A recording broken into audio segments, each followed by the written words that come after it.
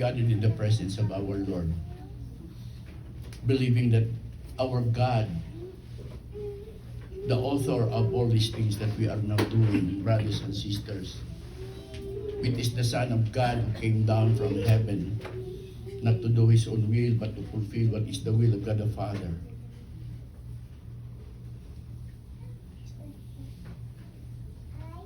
And the will of God the Father that Jesus Christ is fulfilled is to gain the true life that God was prepared for us since the beginning of His creation. That we are created by God in according to His image and likeness. And God the Father wants us to join with Him as the Word of God who is with Him in the beginning, brothers and sisters in Christ, came down to fulfill of God's divine purpose. And so we are blessed, brothers and sisters in Christ, to have this recollection, brothers and sisters in Christ, to remember and to refresh, brothers and sisters, of our faith to God, as we believe that we are the people who believe that our God is a true God. God who is more than enough. God that His love and mercy, brothers and sisters in Christ, is continuously working alive in our life. As far as we know and believe, brothers and sisters in Christ, the fulfillment is now alive in our life because we are now gathering in the presence of God, remembering of this suffering of our Lord Jesus Christ in the cross. As we heard, brothers and sisters in Christ, the seven last word that was proclaimed to us, I'm sure na nag-open naman ito, sigurado ko, sa inyo pong spiritual. Because that every word that we heard from our brothers and sisters in Christ is full of God's Spirit. As what the Spirit Jesus said, that it is life from God the Father. And I believe, brothers and sisters in Christ, naniniwala po ako na ngayon po, kapatid, ang bawat isa sa atin na naririto ngayon, mga mahal kong kapatid sa Panginoon, ay nagtataglay ng spiritual ng Panginoon. Amen. Naniniwala po ako. Sapagkat ang Espiritu mismo ng Diyos na nasa inyo ang nagdala sa lugar na ito upang muli po natin sariwain ang dakilang pag-ibig ng Diyos na ito. Hindi tayo minahal ng Diyos dahil karapat-dapat tayong mahalin. Kundi minahal tayo ng Diyos dahil ang Diyos ay pag-ibig. Dahil sa kabutihan ng Diyos, brothers and sisters in Christ, God doesn't allow us to separate from Him. Because we are created by His love. And so, beloved brothers and sisters in Christ, as far as we hear that seven last word,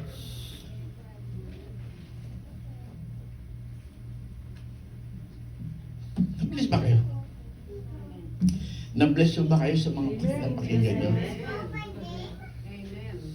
At ngayon po, mga kapatid, sa pananampalataya,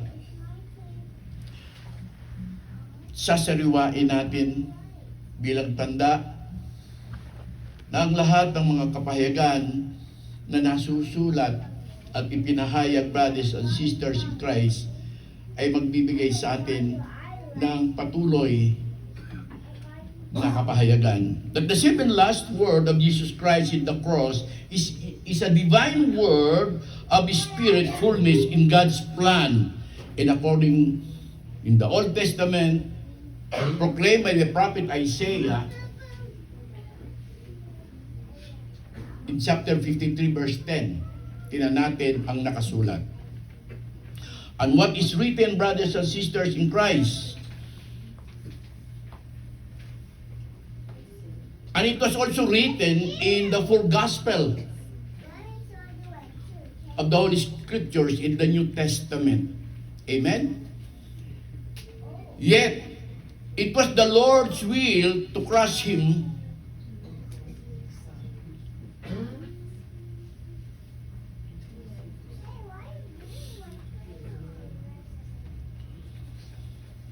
and cause him into suffer.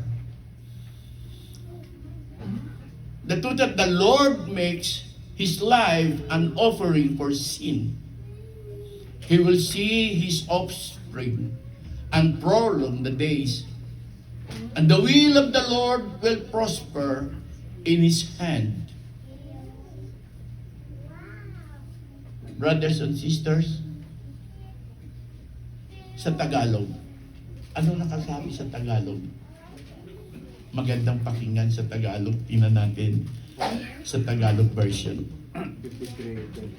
53 verse 10.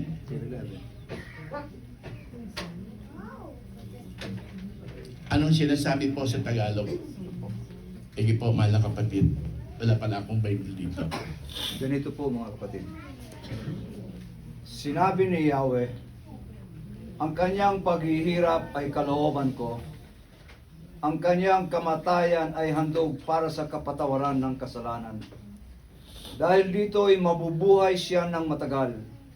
Makikita ang lahing susunod sa kanya. At sa pamamagitan niya ay may sasagawa ang aking panukala. Ted na lang. To make it sure.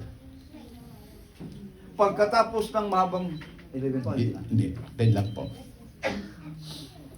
Okay, narinig niyo po ba yon, mga kapatid sa pananampalataya?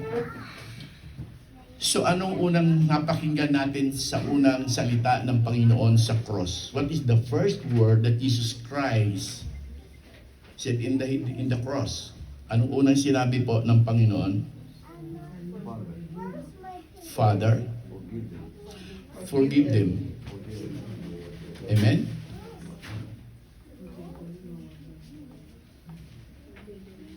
Bakit humingi ng kapatawaran? Bakit hiningi tayo ng kapatawaran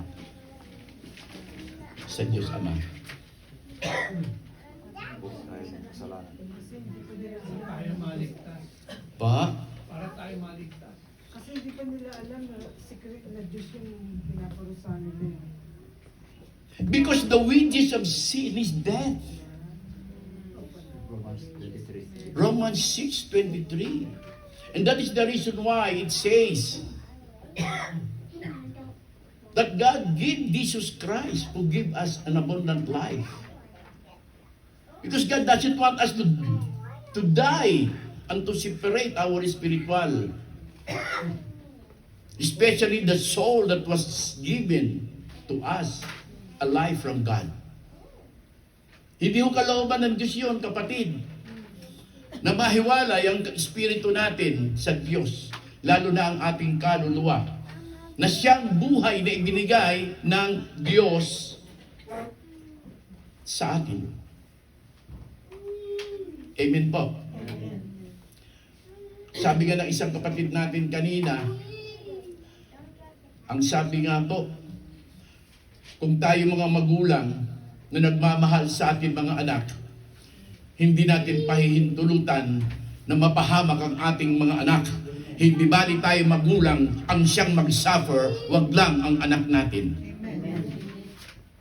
Di po ba? What more itong God na ito?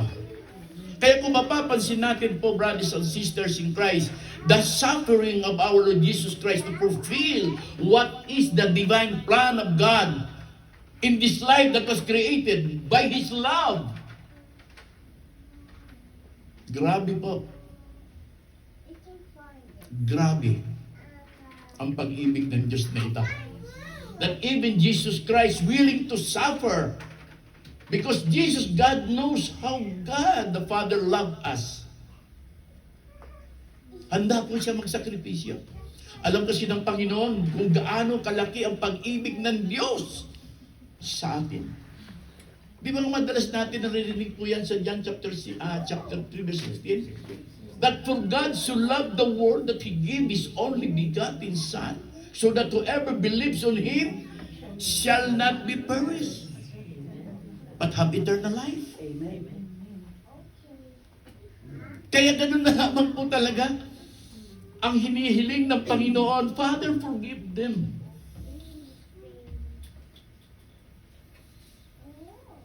Hello? Hindi dahil po sabi nga ng Panginoon, because they don't know what they are doing, brothers and sisters in Christ. Hindi dahil sa hindi natin alam ang ginagawa natin. Amen? Dahil sa totoo lang, maraming akong tao eh.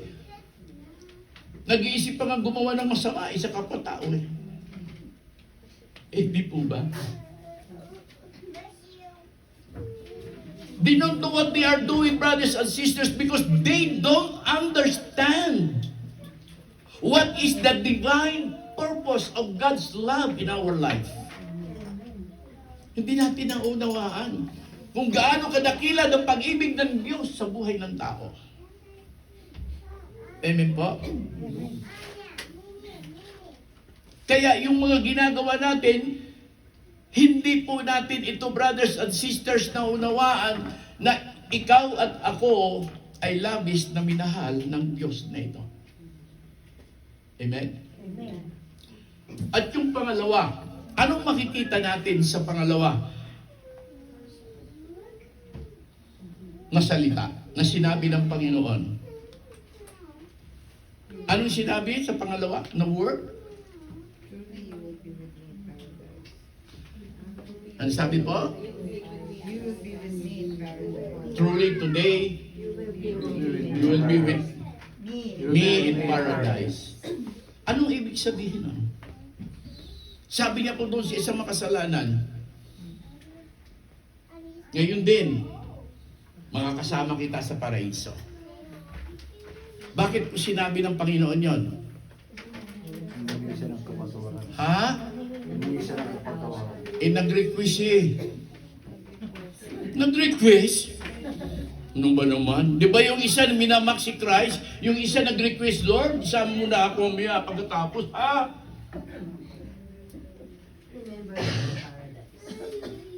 Remember me when you are in paradise. Marami pang Kristiyano nag-request, Lord, isama mo ako sa kalangitan, ha? Hindi, maraming tao nag-request, Lord, ibuhos mo sa akin ang maraming biyaya, ha?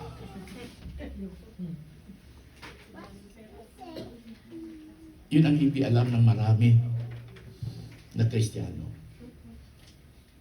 Sabi nga ng Panginoon, ang nagmimiti na magsig ng kanyang buhay ay siyang mawawalan ng buhay. Amen po ba? Kaya, makikita natin dito sa ikalawang salita, yung pagliligtas, salvation ng Panginoon. Pagliligtas. Sa English, salvation. Kung mababasa natin ang unang sulat ni Pedro, tingnan natin ang 1 Peter po, sa chapter 1, verse 9.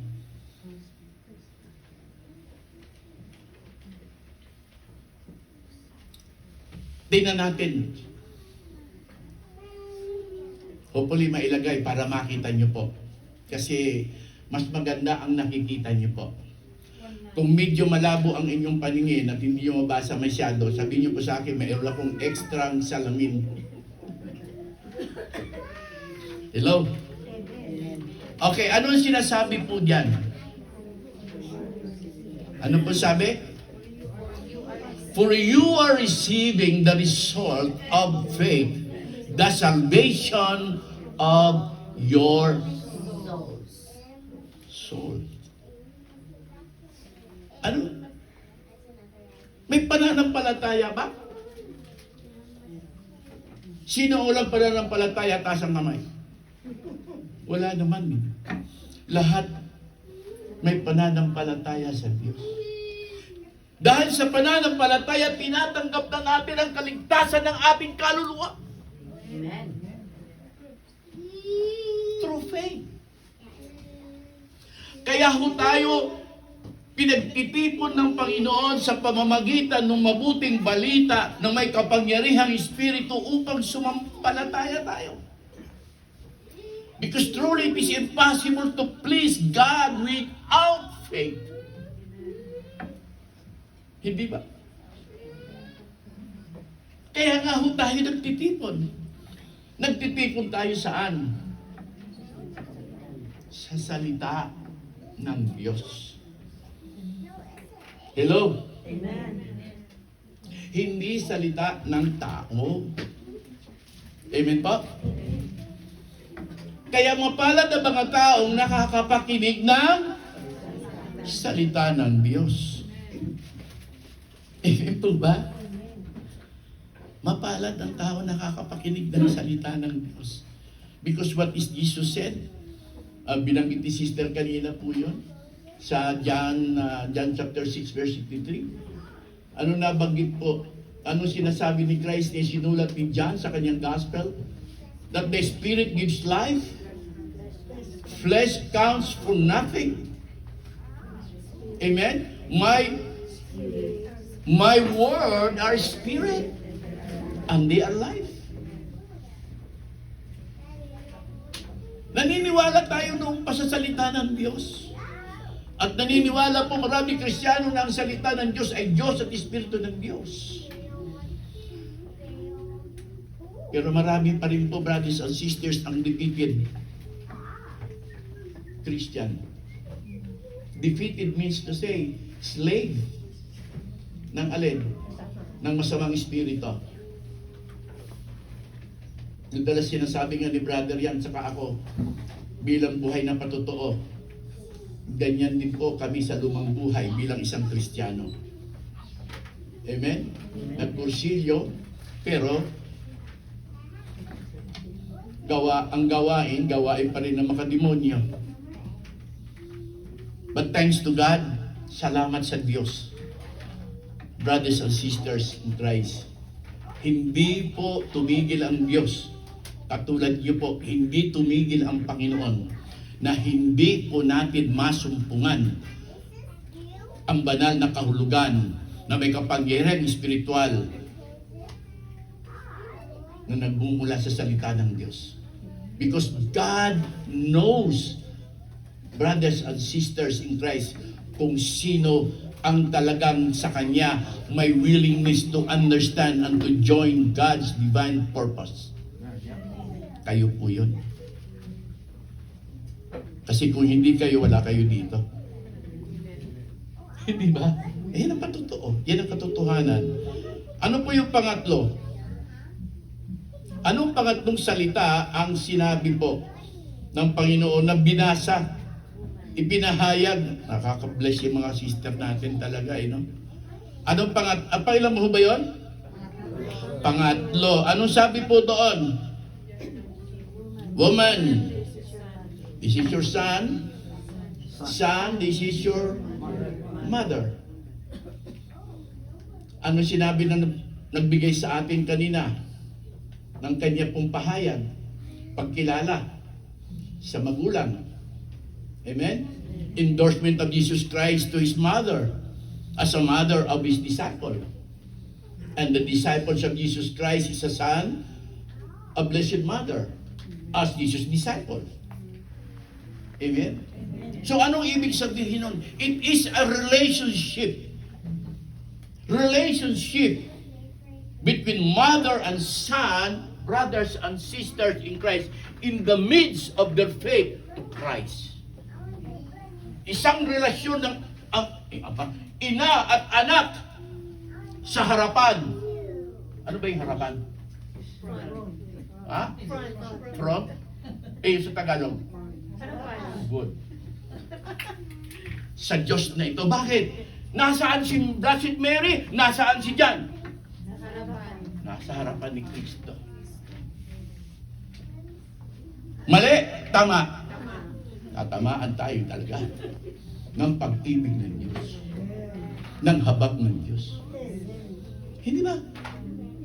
To God be the glory. Relationship, brothers and sisters in Christ. In Galatians, letter of Paul, In chapter 4 verse 6, tingnan po natin ang nakasulat. No? Galatians chapter 4 verse 6 po, ito po ang isinulat ni Paul to the Galatians. Okay. Anong sabi po sa book of Galatians? 4:6.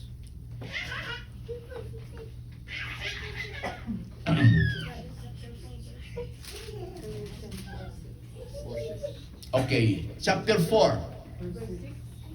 Okay, verse 6 po. Ano sinasabi? Tingnan natin. Sige po, basahin po. Galatians chapter 4 verse 6. Opo. And because you are sons, God has sent the Spirit of His Son into our hearts, crying, Abba, Father. Amen. Amen. May maliwanag. Dahil mga anak kayo ng Diyos. Anak ba kayo ng Diyos? Amen. Yes. Anak tayo ng Diyos. Sino lumikha sa atin? Nag-instrument lang naman ang mga ang magulang eh. Pero sino ang giver ng life? God. Dahil siya ang pinagmulan ng buhay, brothers and sisters in Christ, tayo ay anak ng Diyos. Amen po ba? Kaya po, sabi po doon, kaya nga binigay ng Diyos ang Espiritu niya sa atin sa pamamagitan ng kanyang anak. Amen po ba? Nasa puso natin, brothers and sisters, ay dapat itong manahan at maghari po sa atin. Kaya nga po tayo, dapat talaga maintindihan, bakit ka tumatawag ng Aba, ng Father, ng Father? Kasi anak tayo ng Diyos. Dahil anak tayo ng Diyos. Amen? Yes. Kaya nga itinuro ng Panginoon sa atin eh, para maging bukas ang pananampalataya sa Diyos. Ang sabi po doon ng Panginoon sa turo niya, yung the Lord's Prayer, Our Father. Di po ba? Our Father. Diyos po na Ama sa langit, hindi ho sa lupa. Amen ba? Kayo ba may Diyos Ama sa langit? Okay. Ano po yung pang-ilan ba yun? Pangapat. Pang-apat? Yung pang-apat? Sige nga po yung pang-apat. Ano sinasabi ng pang-apat? Why have you forsaken me? Ang ganda ng paliwanag kanina. Sino ba nagbigay sa atin nun? Sino po? Sister Arby, di ba? Ang ganda po ng mga kapahayagan na punong-puno ng spiritual anointing, brothers and sisters in Christ, that every word that proclaim, kapatid, kung ito po'y buong puso natin natanggap, kapatid, naniniwala po ako sa inyo. Sa totoo lang, hindi kayo i-abandon ng Panginoon. Hindi po. Mabubuksan niyo po yan, kapatid, sa Book of Deuteronomy sa chapter 31. Sa Old Testament, sa Book of Deuteronomy, mayroon tayong mababasa sa chapter 31 verse 6. Then, followed by 8. Buksan natin ang Deuteronomy. Sa Old Testament po yan.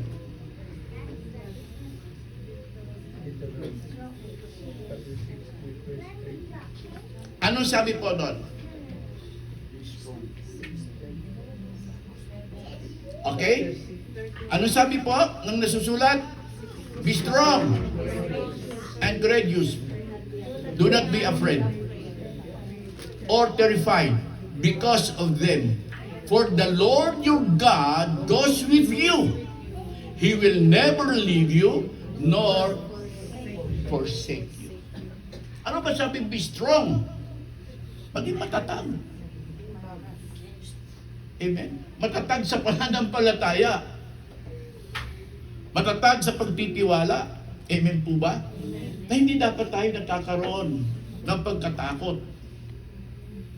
Amen po, brothers and sisters in Christ. Dahil ang Diyos na ito'y tapat sa kanyang pangako, sa kanyang mga salita. Sinasabi po ng Panginoon, hindi kanya iiwanan eh. Amen? Hindi kanya pababayaan.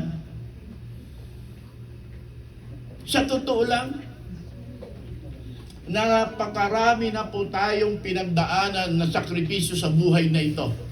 Marami na tayong suffering na na-encounter natin sa ating buhay. Marami ng problema, brothers and sisters, even sickness, trouble. Hindi kayo iniwanan ng Panginoon. Amen. Bakit po? Di ba hindi kayo iniwanan? Buhay pa kayo. Di ba? Hello? Kahit na marami paghihirap, hindi tayo iniiwanan ng Panginoon Diyos. Bakit po?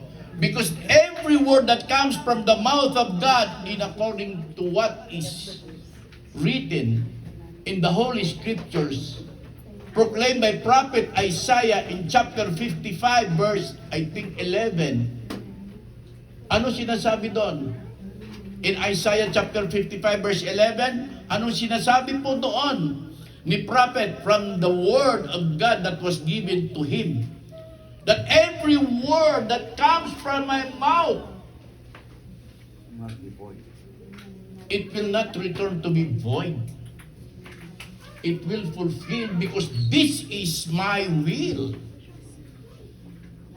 Kung sinabi ng Panginoon, hindi kayo pababayaan, hindi kayo iiwanan, hindi nga kayo pababayaan. Hindi nga kayo iiwanan. At ang katunayan at katibayan, brothers and sisters, He gave us His only begotten Son to fulfill, brothers and sisters, in Christ, the redemption of our life from spiritual up to physical death, but to gain the eternal life that Jesus Christ fulfilled because of God's love. Amen. Hindi po ba? Hindi tayo maabandon po. Hello? Ipinapahayag lang ng Panginoon, bagay na yon. Nung time na nasa cross pa.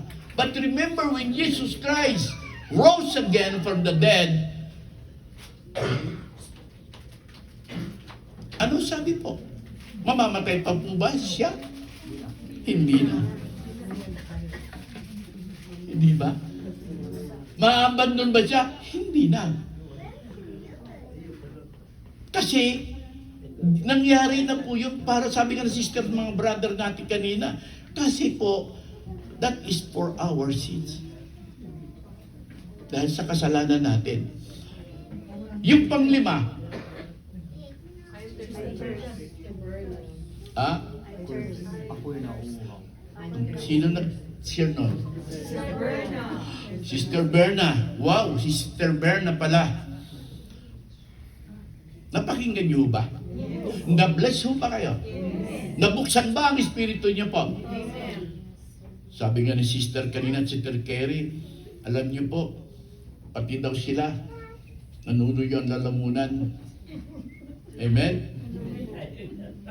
Kasi alam niyo po ba, sa totoo lang, lalong-lalo na po yung hindi pa po nag-inspirational to, nakakatuyo talaga ng lalamunan. Ang magsalita na magsalita. Di ba, mahal kong kapatid na? Apa? Eh di lalo na yung nasa cross na nakabitin. Amen po ba? Sa Salmo, mababasa niyo po yun sa Salmo 118 po yun, no? Verse 5. Mababasa niyo po yun, mga kapatid, sa pananampalataya. No? Yung sinasabi po sa Psalm chapter 118 verse 5. Sa Tagalog ay awit, mga kapatid, sa pananampalataya. Anong sabi po? Out of my distress, I called on the Lord, and the Lord answered me and set me free. Amen. Ito yun, ano po ba ang labi niya? Eh, salamat po. Pagpalain po kayo. Ayan. Ay, salamat talaga. Ayan. Dalangin ko pong ma-fulfill po yung salita ng Diyos na ang sino man daw pong magbigay kahit isang baso malamig na tubig sa lingkod ng Diyos ay kanya pong gagantimpalaan. Kaya i-claim nyo na po ng gantimpala mo. Amen? As you have faith and believe that the fulfillment of God's word, brothers and sisters, host brothers, dito makikita yung thirsty talaga ng Panginoon. Binanggit po ni Sister yang kanina, yung spiritual emotion po at ang Diyos ni Christ sa pag-ibig, sabi po ni Sister, sa pag-ibig na nais niya pong masumpungan sa atin. Amen? Hinahanap ng Lord yung pag-ibig natin. Kasi maraming tao mas binibigyan pa po ng kahalagahan ang ibigin ang sanlibutang ito. Ang mundong ito. Ang kayamanan ng mundong ito. Amen po? Remember that God is love. Yung pag-ibig na yan, kapatid, ang naging dahilan kung bakit po isinakripisyo ni God the Father ang kanyang kaisa-isang anak. At dahil po diyan, mga kapatid, sa pananampalataya, ay salamat po, pagpalain kayo ng doble ng Panginoon. Doble na. Kaya lang isang mainit, isang malamig, baka isungkap niyan. But anyway, brothers and sisters in Christ, huwag natin kakalimutan yung spiritual natin, brothers and sisters, na pag-ibig sa Diyos na ito. Importante po. The reason why we love to others, to our brothers and sisters in Christ, it is not a filial, it is not an erotic. It is agape. The love of God, brothers and sisters in Christ, should become alive in us so that we love one another by the love of God. Ang gagamitin natin ay pag-ibig ng Diyos. Kahit sa asawa natin, nung araw yun ang alam natin. Mahal ko yan, asawa ko yan. Di ba? Asawa ko yan, mahal ko yan. After 5 years, asa na ang asawa? Asa yung asawa mo? Nandulong. Nawala yung A. Natira S-A-W-A na lang. Sawa na ako, kaya pinababayaan ko yan. Sawa na ako dyan. Nawala na yung A sa asawa. Sawa na. Asawa mo, nando sa likod. Nakakasawa eh. Binababayaan ko na yan, nakakasawa. Sumunod na taon na wala ang... Ano po? Sumunod na taon na wala. Sumunod na taon na wala yung S na tira, ano na lang, 3 letra. Awa. Ay, hindi. Asan, ano nangyari sa asawa mo? Naawa na. Nakakaawa naman, tinan mo. Nakakaawa na. Wala nang imik ko yun, wala nang imik, nakakaawa na. Sumunod Wala na nang taon. imik. Ha? Sumunod na taon na wala yung... Sumunod na taon na wala yung A? Wa. Ay, asawa mo, wak na. Asan na, wak na. Nag-remake na. Wala na. O nandun na sa iba. Lumayas na. Hindi po ganon. It is an human being love. Di po ba? Yung filial, tsaka eros love, pasimula lang po yan. Amen po? Bilang tao. Pero dapat po natin maintindihan because we believe as we heard the word that God is love. Narinig natin yun eh. Yung salita ng Diyos na ang Diyos daw ay pag-ibig. So, ibig sabihin, ano ang gagamitin na natin pag tayo po'y bukas na sa espiritual na pananampalataya? Di pag-ibig ng Diyos. Pag-ibig na natin. Mahal ko yung asawa ko dahil sa pag-ibig ng Diyos. Di ba? Di ba, brother? Kaya huwag na yung aawa-awa na lang. Wala na ho yun. Bura na yan. Bura na yan. Lima, matatatawa kayo, sister natin yung isa. Asan si brother? Nandoon. Wala si brother mo kasama? Nandoon. Nandun. Ano ba? Ano pa yung pang-anim? Ano ibig sabihin nun? Tapos na. Tapos na. Hindi pa natatapos. In 2 Corinthians chapter 2 verse 15, bibilisan natin. In 2 Corinthians chapter 2 verse 14, tingnan natin yung triumph o yung matagumpay.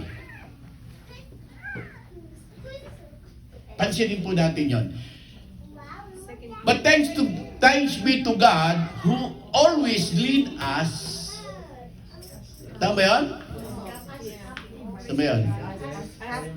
Captives in the Christ triumphant procession and use us to spread the aroma of knowledge of Him everywhere. Wow, brothers and sisters. Yung tagumpay na yun, dala na natin ngayon because of our good relationship to Christ. Hindi po ba? Amen. Amen? Pang pito na, mabilis. Ano yung pang pito? I commit my spirit. Father, into your hands I commit my spirit. Bakit sinabi ng Panginoon yun? Anong ibig sabihin nun? Kasi sabi nga po natin kanina, itong 7 last word, brothers and sisters, ng ating Panginoon sa cross, no, is the divine word of spiritual fullness of God's plan. Amen pa? So, tingnan natin, anong ibig sabihin nun? Saan ba nanggaling ang Espiritu ni Kristo? Saan dapat bumalik? Sa pinanggalingan. Hindi po kalooban po ng Diyos na ang Espiritu niya ang ibinigay sa atin ay makonquer ng demonyo upang tayo po ay madala sa impyerno. Maliban lang sa gusto. Sinasabi yan ng Panginoon sa prayer niya, Father, I keep them safe by the name that you have been given to me, according to the gospel that written by St. John chapter 15 verse 12. Iningatan ko sila, Ama, sa pamamagitan ng pangalan binigay mo sa akin at walang napahamak, maliban sa gustong mapahamak. So, anong ibig sabihin noon? To reunite. Amen? Reunion ng Espiritu. Dapat po ang Espiritu ng Diyos babalik sa Diyos. Kaya ang Espiritu natin sa Diyos babalik. Amen po ba? In 1 Thessalonians chapter 4, verse 17 and 8, brothers and sisters in Christ, ano sabi po? In 1 Thessalonica, chapter 4, verse 17 po and 18 po, brothers and sisters. Psalm 17. 1 Thessalonians. Then we who are alive, who are left, will caught up together with them in the clouds to meet the Lord in the air. And so we will always be with the Lord. Amen. Amen. Sasalubungin tayo ng Panginoon. Amen? Amen po ba? Sasalubungin tayo. Hindi tayo mauuna sa mga namatay na, sasabay tayo na sasalubungin ng Panginoon. Brothers and sisters. Bakit po? Magkakaroon po ulit, brothers and ng reunion spiritual from the author of God's Spirit that was given to us. Loobin ng Panginoon ang pagpapala ng mga kapangyarihang salita na napakinggan natin na may ganap na katuparan according to God's divine plan that is already fulfilled in us as we believe, brothers and sisters in Christ. Nananalig ako't sumasampalataya. There is power that is already anoint each one of us.